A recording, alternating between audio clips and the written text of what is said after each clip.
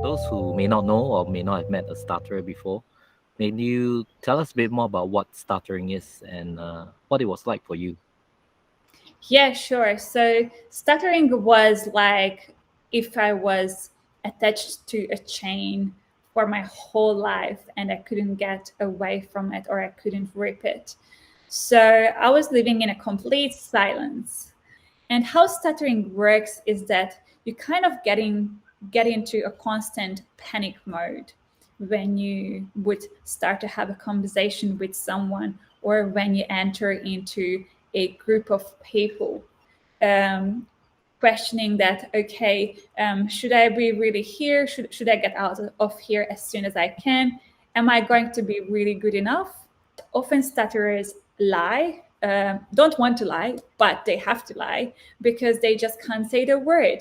And sometimes they can't find another word, so they just use whatever they can say. And this was the same thing with my profession. When people ask about my profession, I was saying that I am a graphic designer.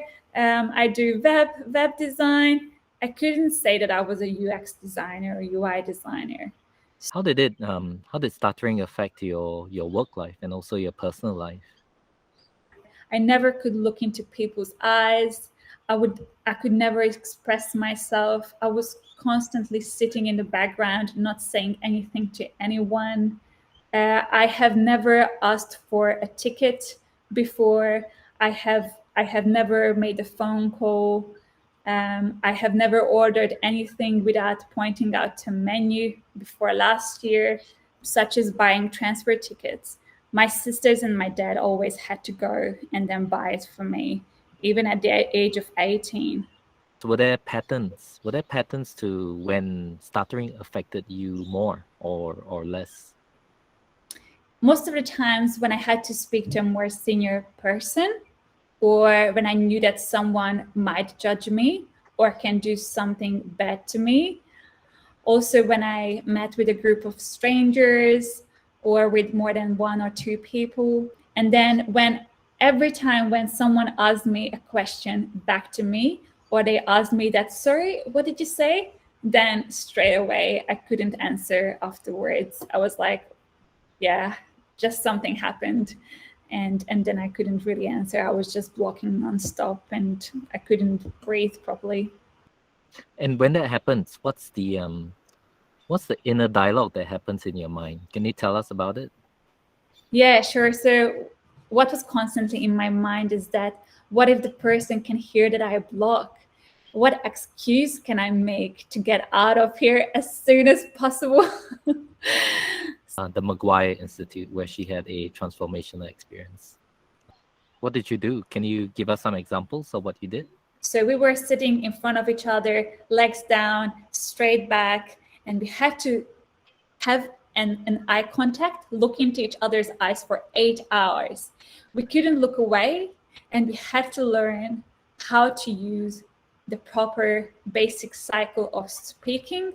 And then on the third day, we had to approach at least 75 people. And one of the 75 people. Yes, 75 people within 3 hours. And we had to call a few people on the phone within 3 hours. When I walked up to about 100 people within 3 hours, and I asked all these sorts of different questions, and I was blown with joy that I managed to even speak to one person, one stranger on the street. And I was just so proud of myself. And then calling about 10 people, 10 restaurants on the phone, and asking about the menu or just anything. It was amazing. The Maguire Institute taught you some techniques. Maybe you could share with us a couple. One of them was the basic cycle of speaking. So we learned how we should speak. So another technique, which is the hit and hold, which is hitting on the first sound, keeping it, holding onto it for about 3 seconds, and then letting it go. So it would look like apple. Would have to maintain the eye contact. It's really important. Have you noticed that when you talk to other people, you often look away?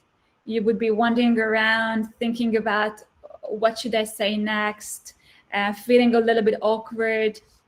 But then when someone actually talks to you, you would focus, you would look into the other person's eye, and then you would really concentrate and then make them feel a bit more comfortable.